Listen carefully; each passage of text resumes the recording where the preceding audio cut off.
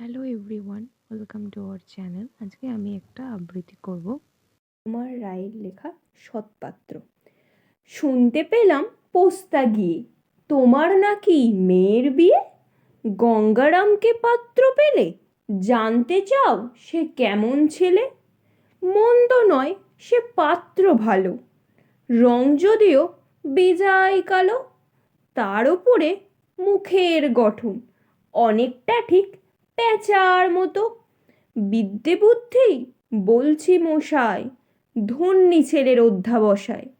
19টি বার matric এসে ঘায়েল হয়ে থামলো শেষে। বিষয় আশয় গরিব বেজায়, কষ্টে সৃষ্টে দিন চলে যায়। মানুষ তো নয় ভাইগুলো তার, একটা পাগল একটা গোয়ার। আরেকটা সে তৈরি ছেলে, জাল করে নোট গেছেন জেলে। কনিষ্ঠীটি তবলা বাজায়, যাত্রা দলে 5 টাকা পায়।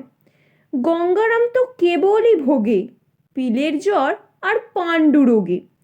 কিন্তু তারা উচ্চ ঘর, কংসরাজের বংশধর।